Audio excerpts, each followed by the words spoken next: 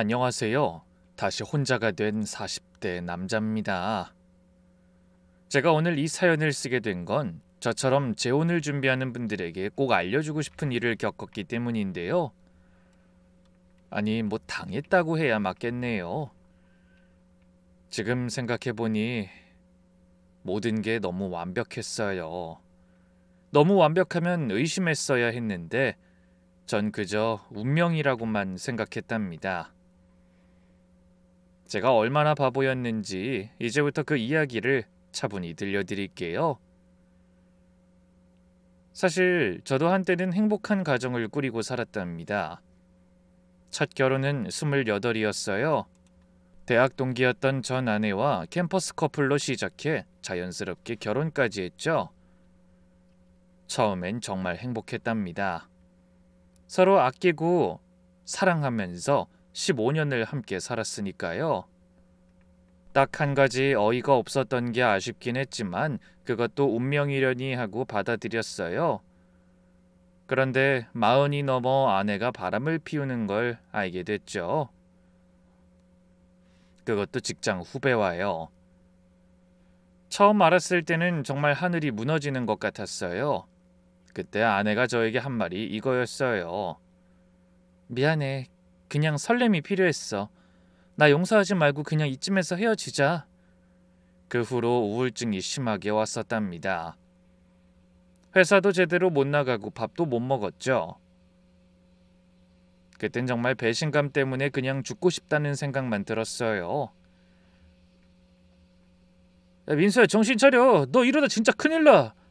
잘 살아야지. 억울하지도 않냐? 고등학교 때부터 친구였던 진호가 절 붙잡아줬어요. 지금은 형사로 일하고 있는데 제가 힘들 때 옆에 있어준 고마운 녀석이죠. 진호 덕분에 정신과 치료도 받고 조금씩 저의 일상을 되찾을 수 있었어요. 이혼 후에는 일에만 몰두했어요. 일찍 출근해서 밤 늦게까지 회사에 있고 주말에도 출근하고요. 그러다 보니 어느새 부장까지 올라갔더라고요. 돈은 꽤 모였어요. 쓸 데가 없으니까요.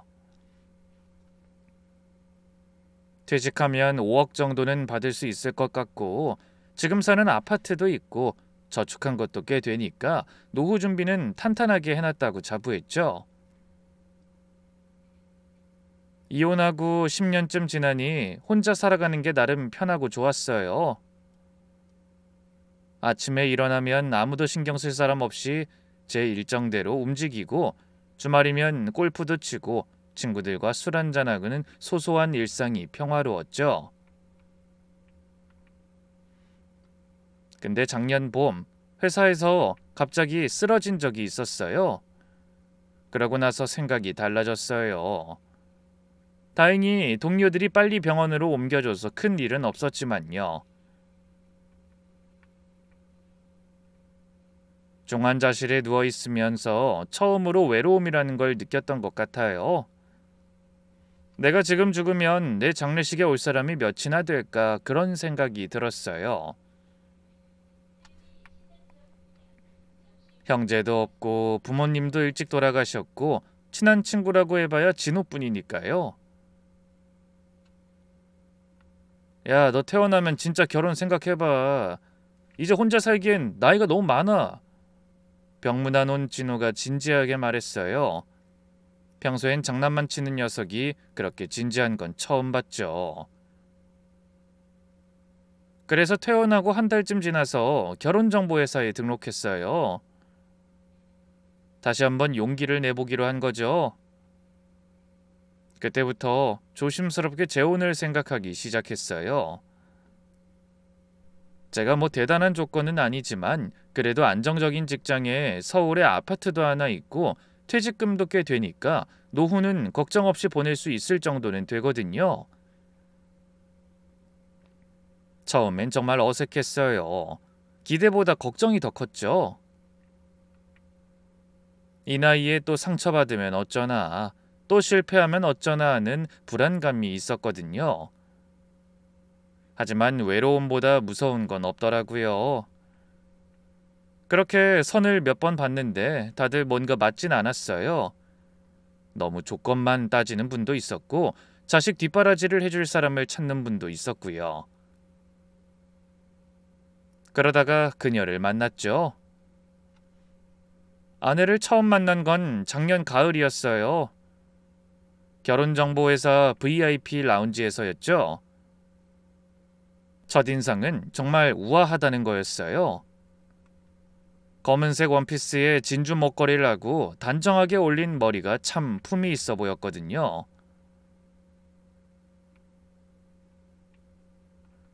안녕하세요. 정은미입니다. 목소리도 나긋나긋하고 차분했어요. 40 초반이라고 했는데 그보다 훨씬 젊어 보였죠. 전직 피아니스트였다가 지금은 문화센터에서 피아노를 가르친다고 했어요. 그날 대화를 나누면서 느낀 건 이 사람은 정말 교양이 있고 따뜻한 사람이라는 거였어요. 사실 저도 이 나이에 다시 만나는 건 처음 생각해보는 거라 많이 떨려요. 아내가 수줍게 웃으면서 말했어요. 그 모습이 어찌나 순수해 보이던지 제 마음이 다 놓이더라고요. 첫 만남 이후로 일주일에 두세 번씩 만났어요. 영화도 보고 맛집도 찾아다니고 가끔은 한강을 걸으면서 이런저런 이야기를 나눴죠. 민수 씨는 참 따뜻한 사람 같아요. 힘들 때 의지하고 싶어지는 그런 사람이에요. 어느 날 저녁 와인 한잔하면서 아내가 그렇게 말했어요. 그때 처음으로 아내 과거 얘기를 조금 들을 수 있었죠. 젊었을 때 피아니스트의 꿈을 안고 유학까지 갔었는데 집안 사정으로 포기하고 돌아왔다고 했어요. 그 후로는 평범하게 살았는데 8년 전에 결혼하고 한 달도 안 돼서 파혼했다는 얘기도 들을 수 있었죠. 6개월쯤 지났을 때 재혼을 결심하고 아내와 함께 제주도로 여행을 갔어요. 아내가 갑자기 울먹였어요. 왜? 무슨 일이야? 그냥 행복해서. 이 나이에 이런 설렘을 다시 느낄 줄 몰랐어요. 민수 씨가 제 마지막 사랑이 되어줄래요? 앞으로 남은 시간은 당신하고 이렇게 보내고 싶어요. 그 말에 저도 울컥했답니다. 서로 상처가 있는 사람들이 다시 사랑을 한다는 게 얼마나 어려운 일인지 알았으니까요. 그날 밤 우린 바닷가에서 결혼을 약속했어요. 하지만 가끔 아내가 보이는 우울한 표정이 신경 쓰였죠. 뭔가를 깊이 생각하다가 한숨을 쉬거나 갑자기 눈물을 글썽이거나 하는 모습을 몇 번 봤거든요. 무슨 걱정 있어? 나한테 말해봐. 괜찮아. 아니에요. 그냥 당신이 나한테 너무 과분한 것 같아서. 나중에 나에 대해서 다 알면 당신이 실망하진 않을까 싶기도 하고. 그럴 때마다 아내는 그렇게 말을 흐렸어요.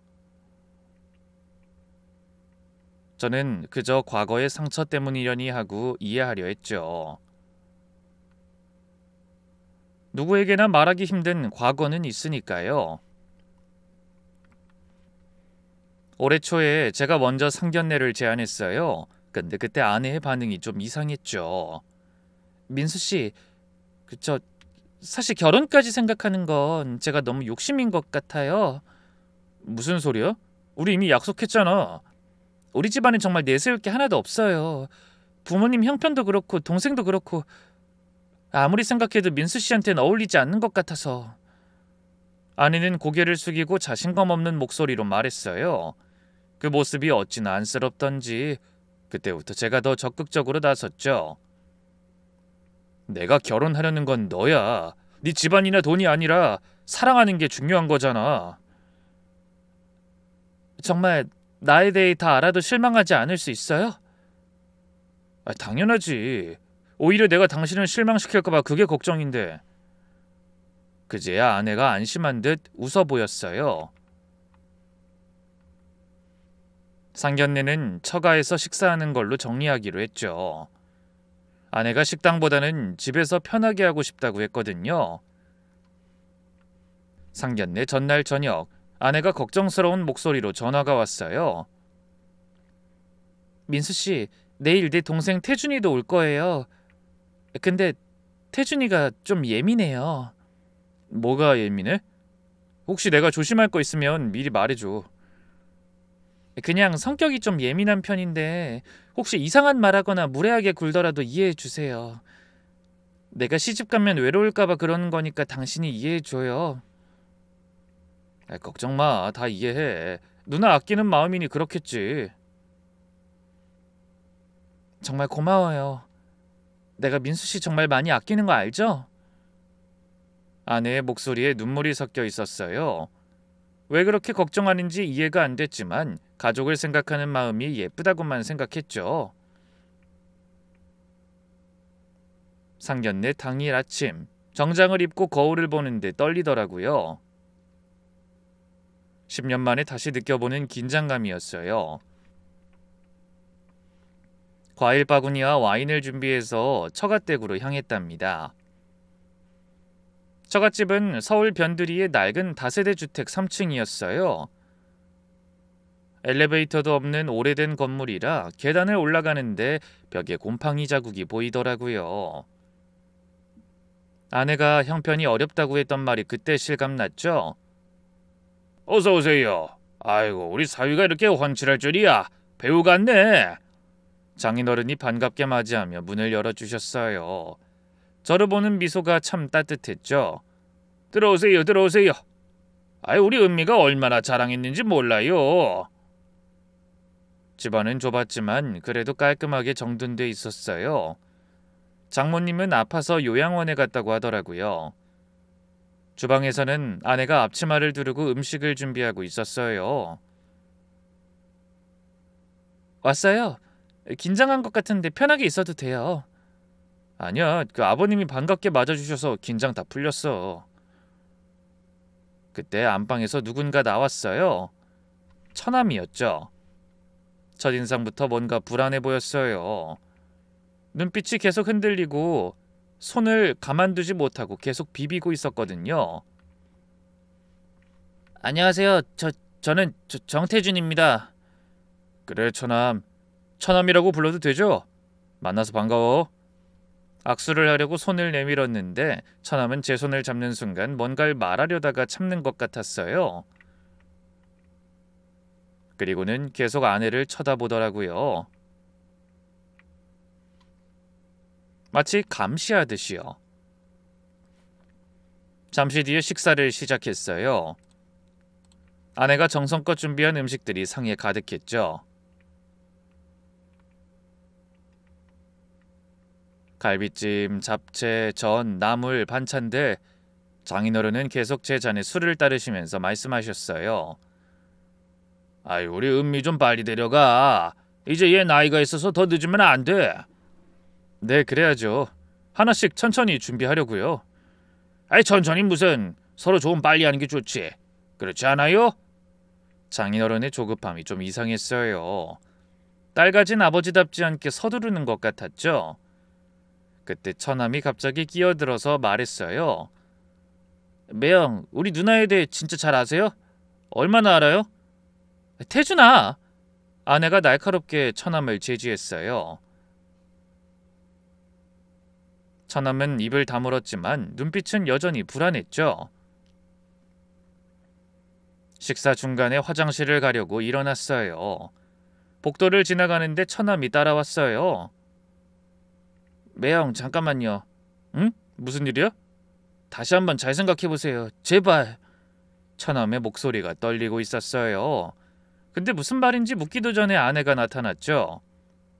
태준아, 뭐해? 너 괜히 이상한 소리해서 불편하게 하지 마. 누나, 난 그냥...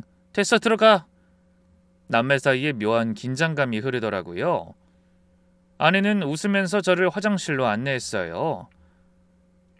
상견례가 끝나고 집을 나서는데 처남이 현관까지 배웅 나왔어요. 신발을 신는 저를 보면서 뭔가를 간절히 말하고 싶어하는 표정이었죠. 하지만 아내가 옆에 있어서인지 끝내 입을 열지 못했어요.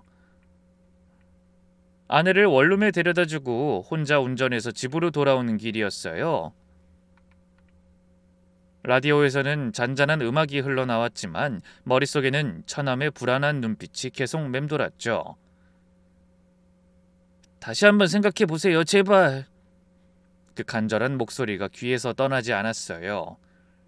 도대체 그 말은 무슨 의미였을까? 단순히 누나를 보내기 싫어서 그런 걸까? 아니면 다른 이유가 있는 걸까? 복잡한 마음이 들었지만 일단 아내에게 도착했단 전화를 했어요. 오늘 준비하느라 힘들었지? 진짜 잘 먹었어. 그 정도는 기본이지. 근데 오늘 우리 아빠랑 태준이 때문에 불편하지 않았어? 아니야, 다들 좋으시더라. 근데 처남은 좀 불안해 보이던데. 전화 너머로 아내의 한숨소리가 들렸어요. 태준이가 원래 좀 그래. 내가 시집 가면 혼자 부모님 모셔야 한다는 부담감도 있고. 나를 많이 의지했거든. 어렸을 때부터 엄마가 아프셔서 내가 거의 키웠으니까. 그렇구나. 엄마 같은 누나였네. 시집 간다니까 마음이 복잡한 모양이야. 태준이가 가끔 이상한 행동해도 나쁜 애는 아니에요. 사람 대하는 게 서툴 뿐이지. 아내의 설명을 들으니 조금은 이해가 됐어요. 누나에 대한 의존도가 높은 동생이 누나를 떠나보내기 싫어하는 거라고요. 하지만 왜인지 마음 한구석이 계속 불편했죠. 그날 밤 잠이 오지 않았어요. 침대에 누워 천장을 보면서 오늘 있었던 일들을 되짚어봤죠. 장인어른의 과도한 결혼 재촉, 처남의 불안한 눈빛과 의미심장한 말들, 그리고 남매 사이의 묘한 긴장감. 내가 너무 예민한 건가? 스스로에게 물었지만 답은 나오지 않았어요. 아내를 많이 사랑하니까 그런 차이도 받아들이고 믿어야 한다고 생각했죠. 다음 날 아침, 회사에 출근해서도 집중이 안 됐어요. 점심시간에 진호에게 전화했죠. 야, 어제 상견례 했다며? 어땠어?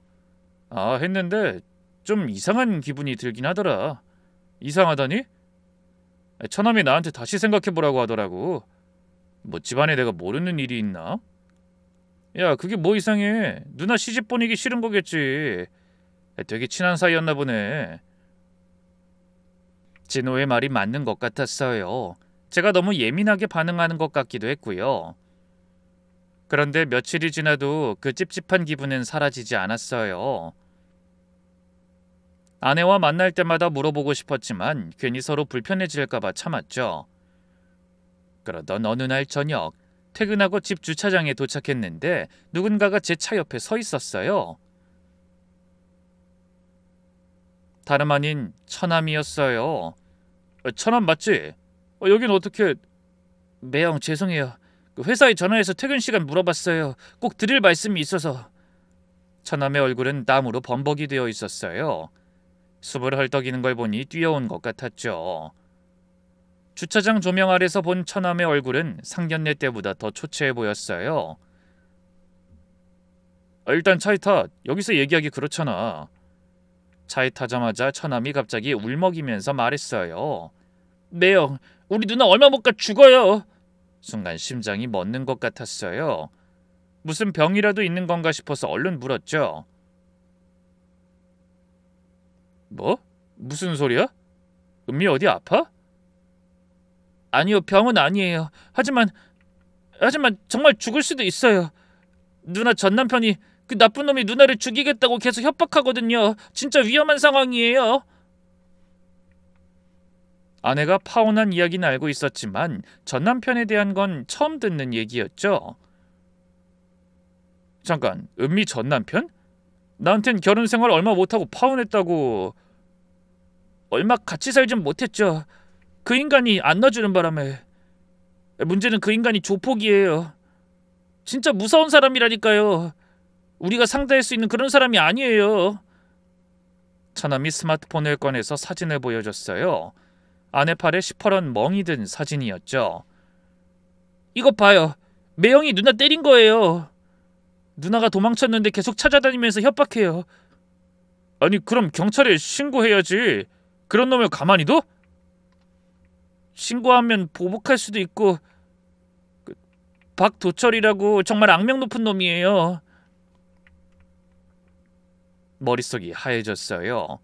아내가 왜 가끔 우울해 보였는지, 왜 그때 말 못할 이야기가 있다고 했는지 이제야 이해가 됐죠. 그리고 애도 있어요. 뭐? 아이가 있다는 거야? 두 사람 사이에? 처남이 또 다른 사진을 보여줬어요. 8살쯤 되어 보이는 예쁜 여자아이였죠. 누나 딸이에요. 지금은 매형이 데리고 있는데 누나가 보고 싶어도 못 봐요. 한 번 보려면 1,000만 원씩 달래요. 그것도 잠깐 보고 오는 거예요. 이건 정말 충격이었어요. 아내가 결혼한 걸로도 모자라서 아이까지 있었다니. 누나가 수진이 보러 갈 때마다 돈 뺏기고요. 이번엔 양육비로 또 돈을 달래요. 안 주면 누나 죽이고 평생 수진이도 안 보여주겠다면서. 그래서 그날 나보고 다시 생각해보라고 한 거야? 네, 매형까지 위험해질까 봐서요. 누나랑 결혼하면 매형도 타겟이 될 테니까. 처남의 말을 들으면서 온몸에 소름이 돋았어요. 그리고 동시에 아내가 너무 불쌍했죠. 그런 고통을 혼자 감당하고 있었다니. 처남, 경찰서로 가자. 지금 당장 신고하자. 매형 안 돼요. 이런 건 혼자 해결할 수 있는 게 아니야. 가자니까. 처남과 함께 차를 타고 경찰서로 향했어요. 운전하는 내내 손이 떨렸죠. 아내에게 당장 전화하고 싶었지만 처남이 곤란해하는 표정으로 저를 말렸어요. 부탁이에요. 누나한텐 아직 말하지 마세요. 누나가 알면 도망갈지도 몰라요. 경찰서로 가는 차 안에서 처남은 더 자세한 이야기를 들려줬어요. 들으면 들을수록 끔찍한 이야기였죠. 박도철이 얼마나 악랄한 놈인지 아세요? 조직에서도 무슨 행동대장이라고 하던데 사람 하나 죽이는 건 일도 아닌 놈이에요.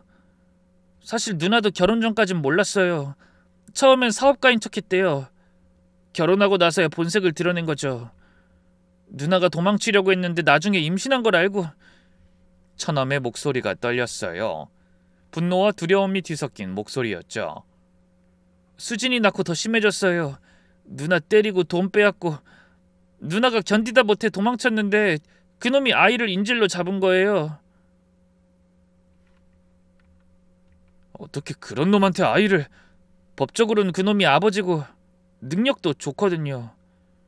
경찰도 어쩔 수 없대요. 신호등에 멈춰서서 백미러를 봤는데 뭔가 이상했어요. 검은색 SUV 한 대가 계속 우릴 따라오고 있는 것 같았죠. 처남, 혹시 평소에 검은 SUV 따라온 적 있어? 저 차 좀 수상한데? 처남이 뒤를 돌아보더니 얼굴이 하얗게 질렸어요. 저 차, 박도철 부하들이 타는 차 같은데? 매형 빨리 가요. 좀 더 밟으세요. 순간 등골이 서늘해졌어요. 정말로 우리를 따라오는 건지 확인하기 위해서 일부러 옆 차선으로 바꿔봤는데 검은 SUV도 따라서 차선을 바꾸더라고요. 진짜 우리 따라오는 것 같은데? 매형 빨리 가요. 경찰서까지만 가면 돼요. 얼마 안 남았어요. 엑셀을 밟았어요. 하지만 검은 SUV도 속도를 높였죠. 고속도로로 진입했는데 그 차가 바짝 뒤를 쫓아왔어요. 범퍼를 거의 닿을 듯 말 듯 따라붙더니 갑자기 옆 차선으로 치고 나와 우리 차를 옆에서 압박했어요. 어이! 꽉 잡으세요! 처남이 비명을 질렀어요. 저도 심장이 터질 것 같았죠. 핸들을 꽉 잡고 어떻게든 벗어나려고 했는데 그 차가 계속 따라붙었어요. 이런 상황을 여태 혼자 감당했을 걸 생각하니 아내가 저에게 감춘 비밀보다 혼자 힘들었을 시간이 더 안타깝게 느껴졌죠. 전화해 빨리. 은미한테 전화하라고. 처남이 떨리는 손으로 아내에게 전화를 걸었어요. 누나, 지금 매형이랑 같이 있는데 그놈들이 쫓아오는 것 같아. 스피커폰으로 들리는 아내의 목소리는 울먹이고 있었어요. 태준아, 너 왜 그런 짓을 한 거야? 내가 하지 말라고 했잖아. 위험하다 그랬지. 누나, 이렇게는 못 살아. 매형도 위험해. 민수 씨 미안해요. 정말 미안해요.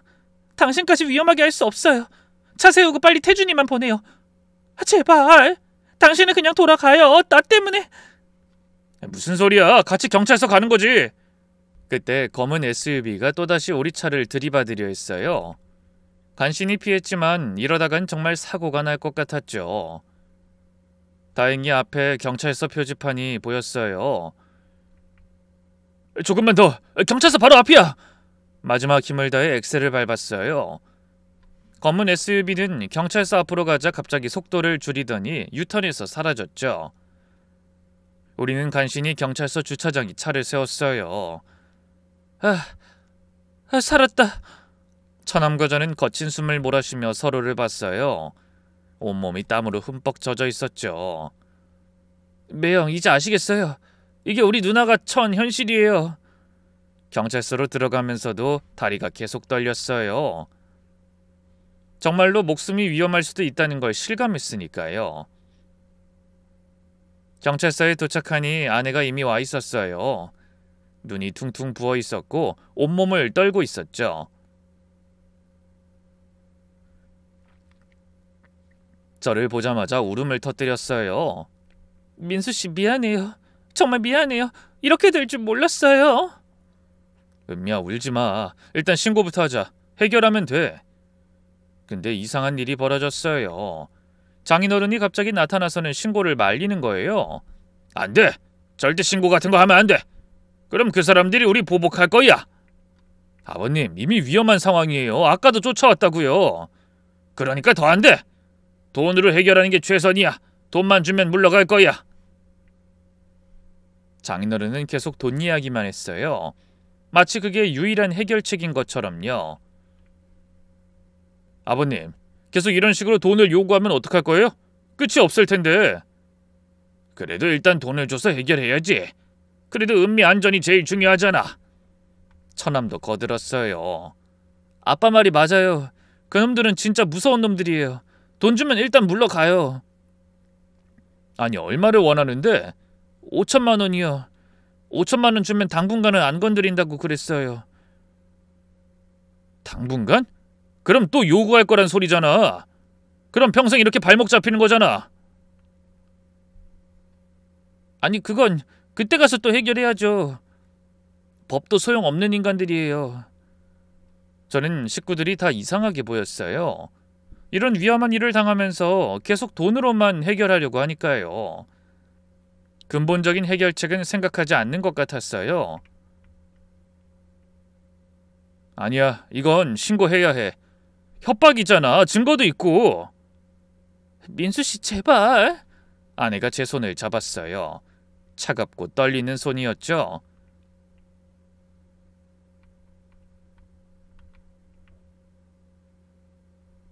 경찰서를 나온 후 아내와 저는 근처 조용한 카페로 갔어요. 가족들을 먼저 돌려보냈죠. 아내는 따뜻한 차를 두 손으로 감싸쥐고 한참을 말없이 앉아 있었어요. 민수씨, 저 정말 나쁜 여자예요. 무슨 소리야. 당신이 뭘 잘못했다고. 이 모든 걸 숨겼잖아요. 당신을 속였어요. 아내 눈에서 눈물이 주르륵 흘러내렸어요. 처음 민수씨 만났을 때 정말 꿈만 같았어요. 이런 좋은 사람이 날 좋아해준다는 사실이 동시에 너무 무서웠어요. 내 과거를 알면 당신이 떠날 거라는 생각에. 은미야. 사실 결혼 전엔 꼭 말하려고 했어요. 정말이에요. 제주도 여행 때 말하려고 했는데 당신이 그렇게 기뻐하는 걸 보니까 참아 못하겠더라고요. 아내는 손수건으로 눈물을 닦으며 계속했어요. 민수씨 처음 만난 날부터 좋았어요. 따뜻하고 진실하고 배려심 깊고. 제가 항상 꿈꿔왔던 사람이었어요. 하지만 그래서 더 무서웠어요. 이런 문제를 안고 있는 내가 당신 인생에 들어가도 되나 싶어서. 그래서 계속 결혼을 망설였구나. 네, 결혼까지 욕심이었단 말 진심이었어요. 당신을 정말 사랑하지만 내 문제에 당신을 끌어들이고 싶지 않았어요. 근데 당신이 그렇게 적극적으로 나와주니까 이기적이게도 기대하게 됐어요. 이 사람이라면 날 지켜줄 수 있을까 하고. 아내가 제 손을 잡았어요. 여전히 차갑고 떨리는 손이었죠. 매일 밤 악몽을 꿨어요. 당신이 진실을 알고 날 경멸하며 떠나는 꿈. 수진이를 영영 못 보게 되는 꿈. 그래서 안정제 없인 잠도 못 잤어요. 왜 혼자 그런 고통을 감당했어? 나한테 말했으면. 어떻게 말해요? 전 남편이 조폭이고 딸이 있는데 지금 인질로 잡혀 있어라고요? 당신 같은 좋은 사람이 이런 막장 드라마 같은 현실을 받아들일 수 있을까? 아내의 어깨가 들썩였어요. 서럽게 우는 모습이 너무 안쓰러웠죠. 미안해요. 당신을 만나지 말았어야 했는데, 욕심내선 안 됐는데. 하지만 너무 외로웠어요. 누구라도 나를 안아주길, 괜찮다고 말해주길 너무 바랬어요. 그게 얼마나 이기적인 바람인지 다 알면서도. 은미야, 이해해. 그리고 이젠 혼자가 아니야. 내가 있잖아. 정말? 이런 나를 용서하고 받아줄 수 있어요? 당연하지. 우리 함께 헤쳐나가자. 아내는 제 품에 안겨 한참을 울었어요. 그동안 얼마나 힘들었을지, 그리고 무서웠을지 이제야 조금은 알 것 같았으니까요. 잠시 뒤 아내가 가방에서 사진을 꺼냈어요.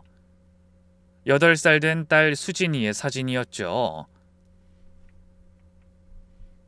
민수씨, 이 애가 엄마 없이 크고 있어요.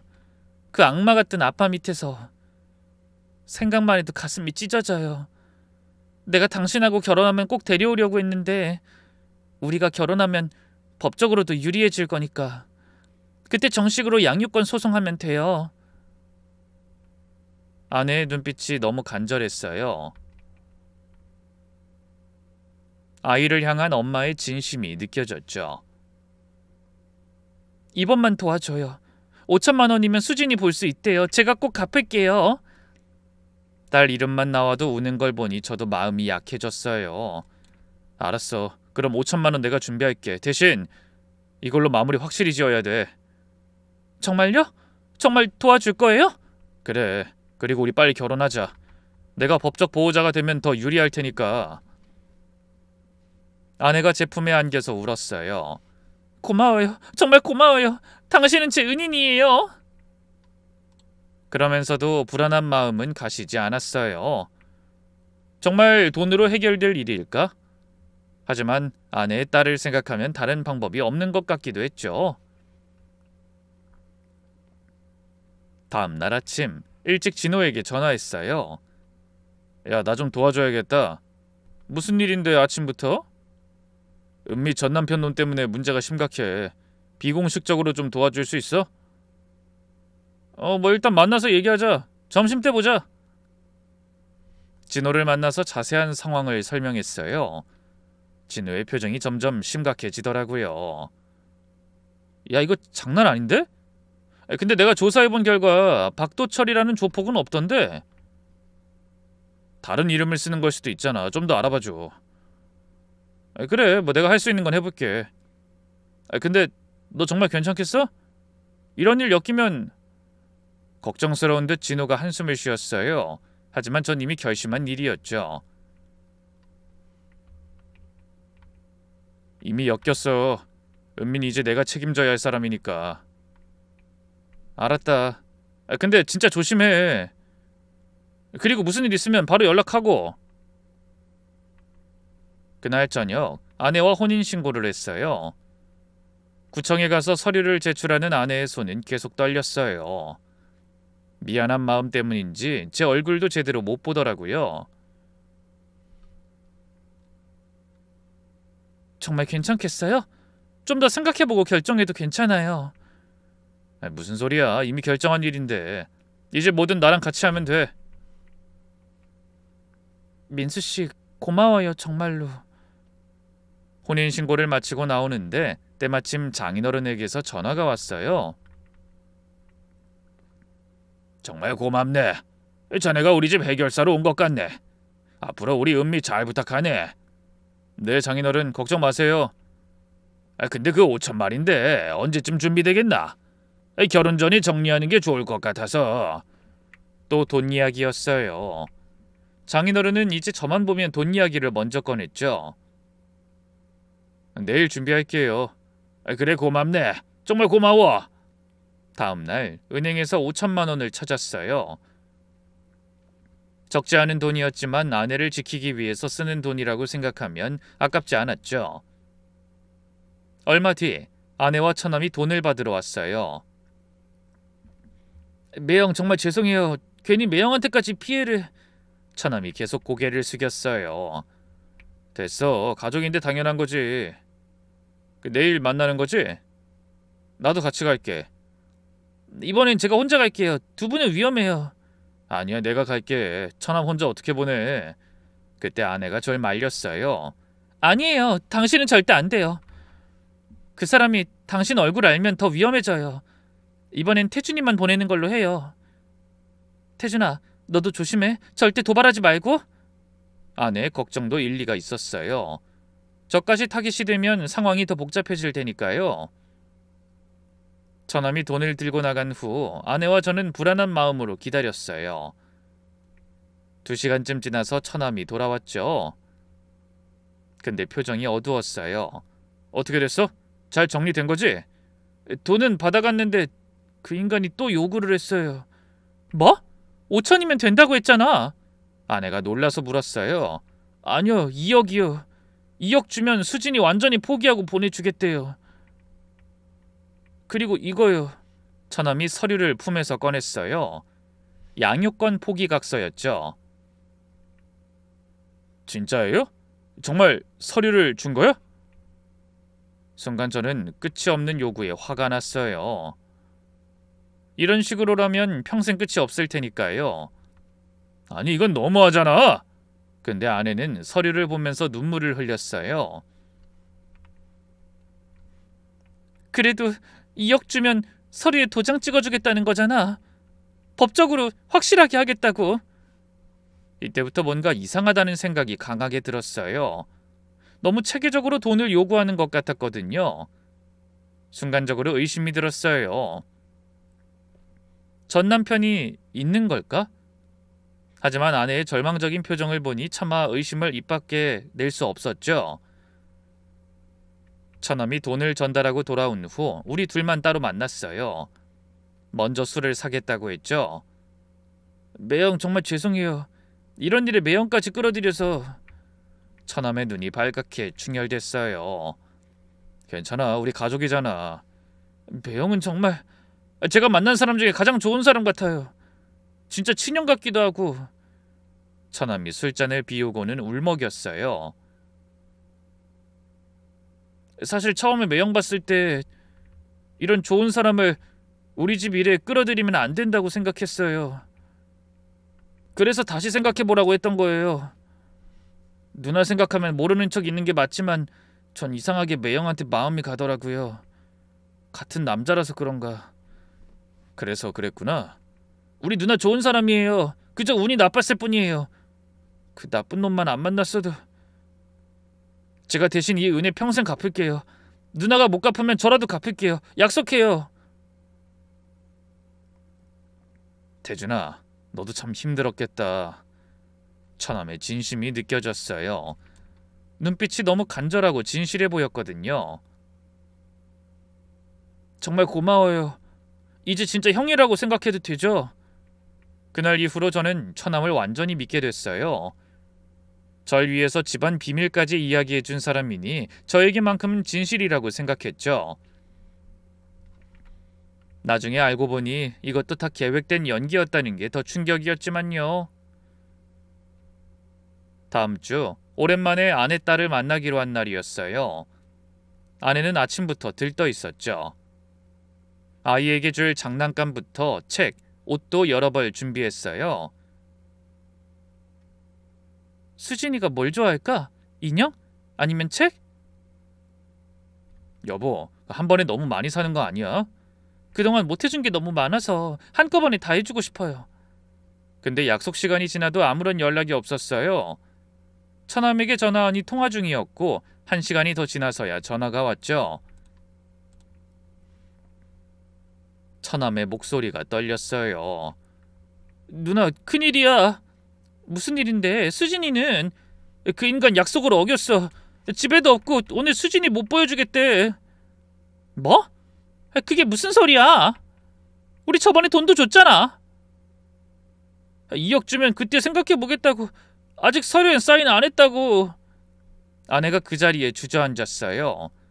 저는 황급히 아내를 부축하면서 처남에게 소리쳤죠. 지금 어디야? 경찰에 신고했어? 매형, 그게 그냥 어쩔 수 없이 돌아왔어요. 저도.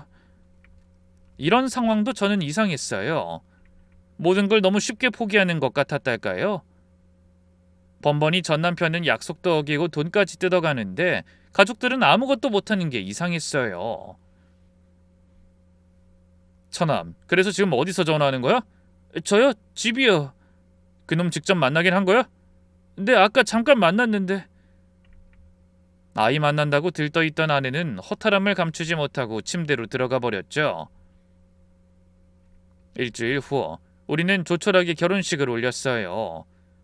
아내는 웨딩드레스를 입고도 밝게 웃지 못했죠. 계속 아이 생각이 나서 그런지 행복하면 안 된다는 생각을 하는 것 같았어요. 미안해요. 결혼식 날인데 이렇게 우울해서. 괜찮아. 수진이 곧 만날 수 있을 거야. 그러니까 당신도 좀 웃어. 결혼식이 끝나고 며칠 후 결국 대출을 받기로 했어요. 그대로 뒀다간 아내가 병이나 못 살 것 같았거든요. 은행에 가서 서류를 작성하는데 손이 떨렸죠.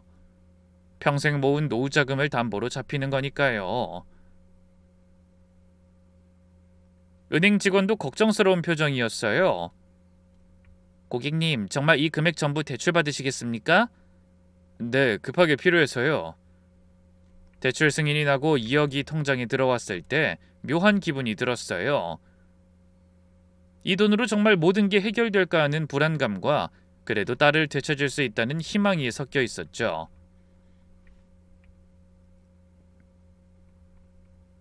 식구들이 모두 한자리에 모였어요. 장인어른도 눈물을 보이셨어요. 제가 확실히 처리하겠습니다. 직접 만나서 전달하고 서류도 확인하고 올게요. 순간 아내와 처남의 표정이 굳었어요. 안 돼요. 절대 안 돼요. 아내가 거의 소리를 지르다시피 했어요. 왜? 이제 우리 부부인데. 어차피 그 사람도 이제 남편이란 거 알게 될 텐데. 그래도 당신이 직접 만나는 건 위험해. 그 사람이 뭘 어떻게 할지 몰라요. 매형, 진짜 그건 안 돼요. 그놈이 형님 얼굴 알면 평생 시달릴 거예요. 이미 차로 쫓아온 적도 있잖아. 이미 날 알고 있을 거야.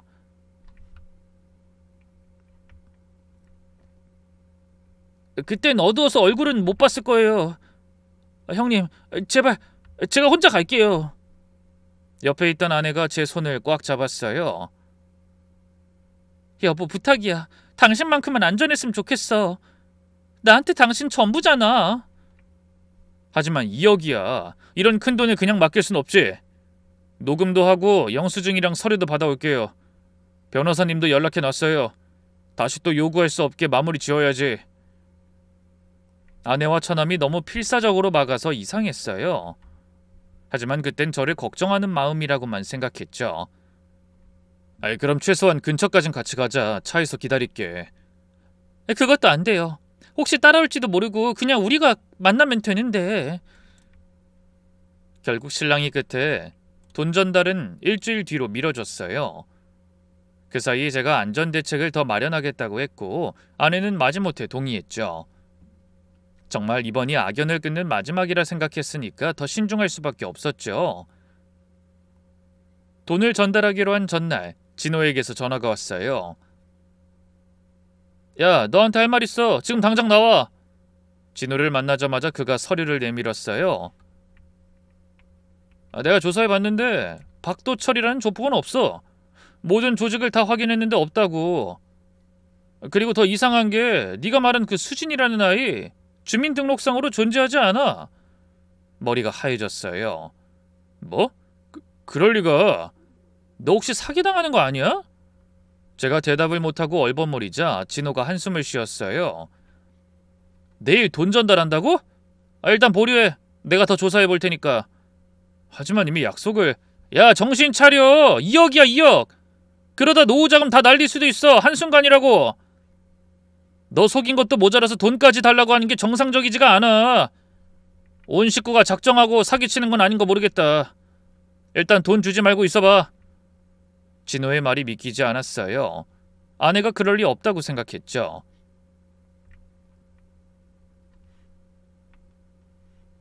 집으로 돌아오는 길에 곰곰이 생각하니 이상한 점들이 하나둘 떠올랐어요. 가족들이 계속 돈 이야기만 한 것, 경찰 신고를 극구 말린 것, 그리고 처남의 이상한 행동들, 그제야 정신이 차려지는 것 같았죠. 조급함 때문에 정작 따져봐야 할 것들은 모르고 있었으니까요. 집에 도착했을 때 아내는 없었어요. 처남과 어디 갔다는 짧은 메모만 있었죠. 갑자기 불안해진 저는 아내 가방을 뒤졌어요. 그리고 충격적인 것을 발견했죠.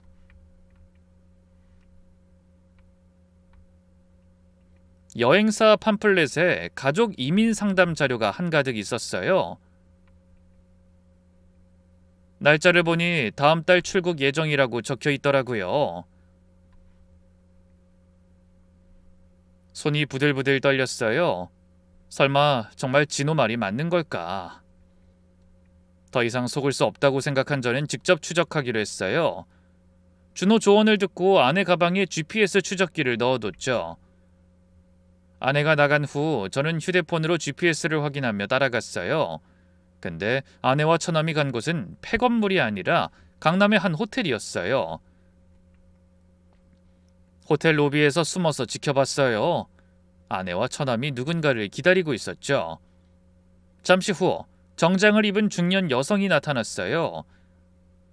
아무리 봐도 조폭과는 거리가 먼 모습이었죠. 세 사람은 호텔 카페로 들어갔어요.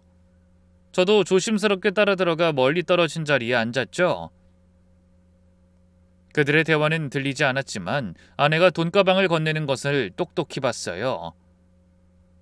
그 여성은 서류를 꺼내 보여주더니 아내와 처남이 서명을 했죠. 여행사 직원이었어요. 그 서류는 이민 관련 서류였죠. 그때 문득 생각이 났어요.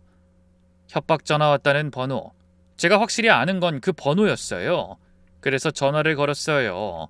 근데 처남의 주머니에서 전화벨이 울리더니 처남이 당황한 상태로 아내를 보다 목소리를 깔고 전화를 받았어요. 여보세요? 저는 아무 말 없이 전화를 끊고 그들을 계속 지켜봤어요. 처남이 불안한 표정으로 아내에게 뭔가 말하는 것 같았지만 아내는 대수롭지 않게 넘기는 것 같았죠. 그들이 일어나자 저도 따라 나왔어요. 여행사 직원은 지하 주차장으로 갔고 차를 타고 나가는 방향을 봤더니 인천공항 방향이었어요.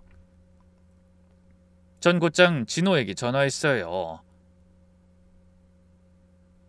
진호야, 지금 당장 인천공항으로 와줘. 네 말 맞는 것 같아. 뭐? 인천공항? 설마 도망가는 거야? 은미 가족 네 말대로 사기꾼이야. 내 돈 들고 이민 가려는 것 같아. 뭐라고? 지금 당장 갈게. 진호와 공항에서 만났어요.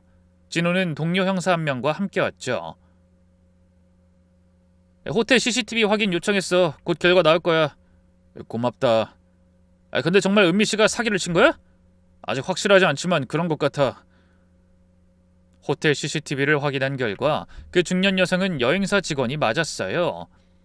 그리고 더 충격적인 사실을 알게 됐어요.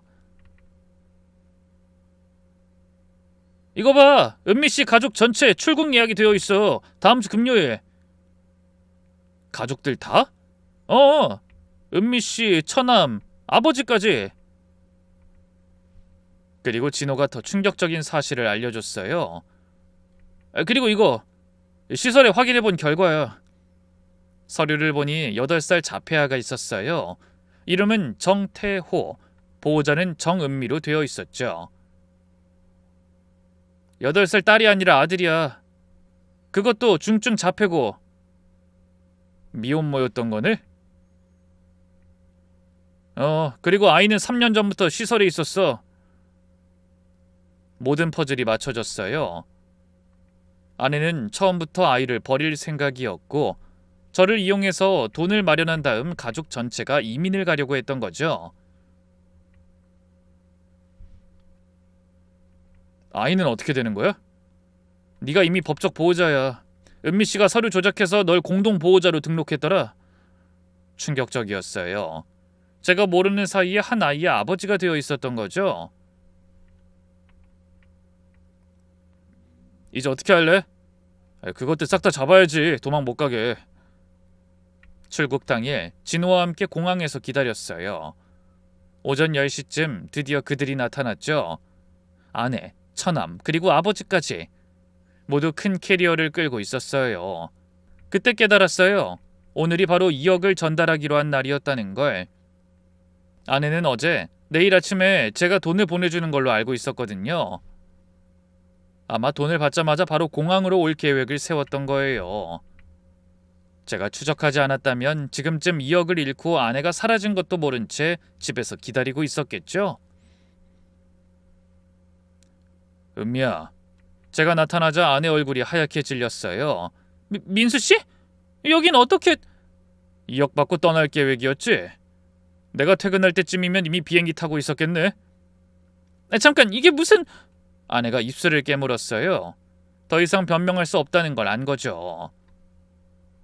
옆에 있던 처남이 눈치를 살피다 도망치려 했지만 진호가 막았죠. 정은미 씨, 사기 혐의로 체포합니다. 두 분도 같이 가셔야 됩니다. 잠시만요. 우리 아무것도 안 했어요. 돈도 안 받았고요. 아내가 울기 시작했어요. 하지만 이번엔 연기인지 진짜인지 구분이 안 갔죠. 민수씨 오해예요. 정말 오해라고요. 전 남편한테 돈만 주고 오려고. 오해? 너 태호라고 알지? 네 아들 정태호. 그 이름을 듣자 아내의 표정이 완전히 바뀌었어요. 이젠 제 앞에서도 더 이상 연기할 필요가 없다는 걸 알았는지 정말 다른 사람이 돼 있더라고요. 내 뒷조사라도 한 거야? 너무 구리니까 알아봐야겠더라고. 시설을 다 확인했어. 3년 전에 버린 네 아들. 날 보호자로 만들고 도망가려 한 거야? 돈 갖고 간 걸로는 부족해서?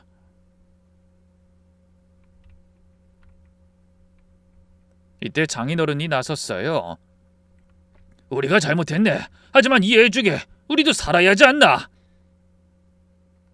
살아야 한다고요? 남의 인생 이렇게 망쳐놓고요? 2억이면 큰돈이긴 하지만 솔직히 자네 형편에 불가능한 금액은 아니지 않나? 우린 그 돈 없으면 정말 죽는 사람들이야. 어차피 받은 것도 아닌데 이쯤에서 그만하지. 끝까지 미안한 기색도 하나 없이 뻔뻔한 모습에 분노가 치밀었어요. 그래요? 남의 돈이 참 우습죠? 어디 한번 해보시죠. 사기죄로 감옥 가실 겁니다. 그때 아내가 갑자기 태도를 바꿨어요. 차가운 표정으로 저를 봤죠. 우리한테 이미 준 돈 받아낼 수 있을 것 같아? 어차피 소용없어. 뭐? 전에 준 5천 한 푼도 안 남았는데? 괜히 우리 잡아봤자 당신한테 돌아올 건 없다고. 그러니까 몸으로라도 때워. 감옥에서 하루하루 빚 갚으면 되겠네. 경찰서에서 조사를 받은 동안 아내의 본색이 완전히 드러났어요. 전 남편? 그런 거 없어요. 다 제가 만든 이야기예요. 아내는 담담하게 모든 걸 자백했어요. 태호요? 그 애는 원래부터 버릴 거였어요. 걔 낳고 내 인생이 완전히 망가졌죠. 그 애만 없었어도 지금쯤 결혼해서 멀쩡히 살 수도 있었는데 완전 끝났다고요. 그 말을 듣는 순간 정이 완전히 떨어졌어요. 모성이는 찾아볼 수도 없는 여자였죠. 처음엔 진짜 당신 좋아했어요. 돈도 있고 외로워 보이고 딱 적당한 사람이었거든. 나중에 같이 살면서 태호도 키울 수 있을까? 뭐 그런 생각은 잠깐 하긴 했어요. 그래서 처음부터 사기 계획한 겁니까? 아니에요. 아버지 빚이 20억이에요. 정말 죽을 것 같아서 어쩔 수 없었어요. 처남도 모든 사실을 자백했어요.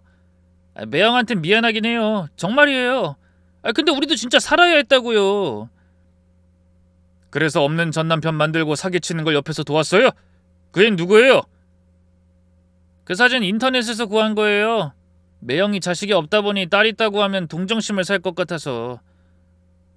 착해 빠져서 잘 속았던 거예요. 우린 잘못 없어요. 늦은 오후가 돼서야 진호가 조사 결과를 알려줬어요. 은미씨 아버지 빚 20억도 맞고 채권자들한테 쫓기던 것도 사실이더라. 그것만 사실이었던 거네. 나머진 다 거짓말이고. 하나같이 인간들이 그 모양이냐. 셋 다 똑같아. 경찰서에서 나오는데 아내가 마지막으로 절 보더니 독한 말을 했어요. 아니, 난 진심으로 결혼해서 같이 키울 마음도 있었어요. 근데 그 애를 보니까 평생 짐덩어리일 것 같더라고요. 당신 같은 호구가 알아서 잘 키워줄 줄 알았죠. 뭐? 호구? 말 다 했어? 그럼 뭐예요? 처음 만났을 때부터 외로움에 쩔어있는 게 다 보이던데. 좀만 잘해주고 다정하게 대해주니까 금방 넘어왔잖아. 늙어 빠진 인간을 나 아니면 누가 만나주겠어? 그럼 넌 뭔데? 자기 자식도 버리는 괴물이잖아. 뭐라고? 애를 시설에 버려두고 한 번이라도 엄마 노릇 해본 적 있어?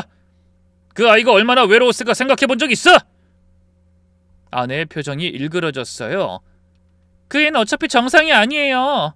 내가 없어도. 정상이 아닌 건 은미 너야!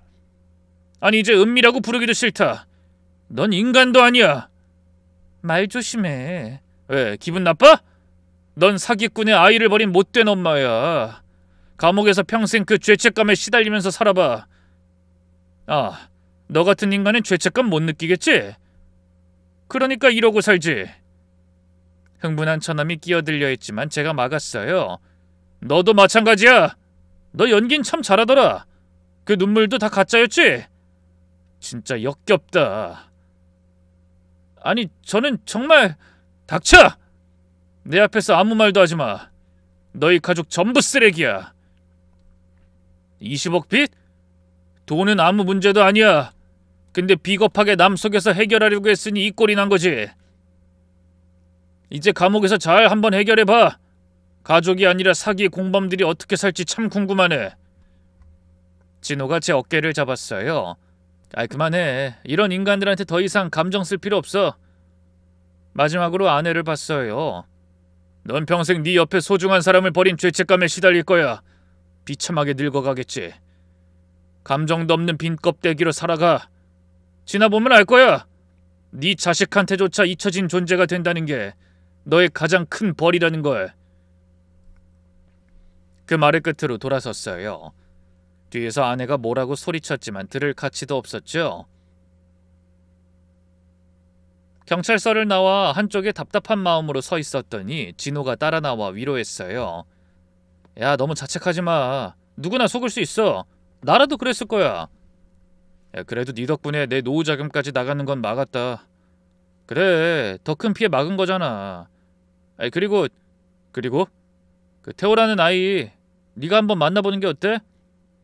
그 인간들이 모두 구속되고 일주일 후 시설로 태호를 만나러 갔어요. 사실 안 가려고 했어요. 내가 왜 얼굴도 본 적 없는 아이를 책임져야 하나 싶기도 했고, 한때 잠시나마 아내로 지낸 그 여자와 인연을 이어가기도 싫었거든요. 하지만 진호가 해준 이 말이 계속 맴돌았어요. 그 아인 죄가 없잖아. 시설에 도착해서 태호를 처음 봤을 때 마음이 아팠어요. 눈 마주치는 것도 힘들었고 의사소통도 안 되는 아이였죠. 근데 신기하게도 절 보더니 웃었어요. 태호가 낯선 사람한테는 웃지 않는데 좋아하는 것 같아요. 신기하네요. 시설 선생님이 신기하게 보면서 저에게 그렇게 말을 해주더라고요. 태호는 저를 계속 쳐다봤어요. 무언가를 말하고 싶은 것 같은 눈빛이었죠. 아저씨, 이거 봐라. 이상하게도 이 아이와의 인연이 나쁘지만은 않을 것 같다는 생각이 들었어요. 그 후로 한 달에 2번씩 태호를 보러 갔어요. 갈 때마다 태호는 절 알아보고 웃었죠. 그리고 조금씩 말도 들었어요. 그 사건이 있고 곧 해가 바뀌면 1년이 되겠네요. 아내 가족은 모두 실형을 받았어요. 아내는 3년, 처남과 아버지는 각각 2년씩. 제 돈은 결국 한 푼도 못 받았지만요. 하지만 후회는 없어요. 오히려 그 일로 배운 것도 많고 저를 돌아보게 됐거든요. 요즘 한 달에 2번은 태호를 만나러 갑니다. 이젠 외출도 같이 해요. 태호는 여전히 말수도 별로 없고 제 눈을 마주치고 얘기하지도 않지만 확실히 나아지고 있어요. 아저씨 재밌어. 좋아. 그래. 아저씨도 태호 좋아. 태호가 성인이 될 때까진 제가 곁에 있어줄 생각이에요. 앞으로도 좋은 아저씨로 남고 싶어요. 마지막으로 재혼을 준비하시는 분들께 꼭 드리고 싶은 말이 있어요. 저처럼 외로움에 너무 모든 걸 급하게 결정하지 마세요. 상대방의 과거를 충분히 알아보는 게 필요해요. 그리고 특히 돈 이야기가 너무 자주 나온다면 의심해 보세요. 무엇보다 너무 완벽해 보이는 사람일수록 더더욱 조심하시고요. 저처럼 호구가 되지 마시길 바랍니다. 그럼 제 이야기는 여기서 마칠게요.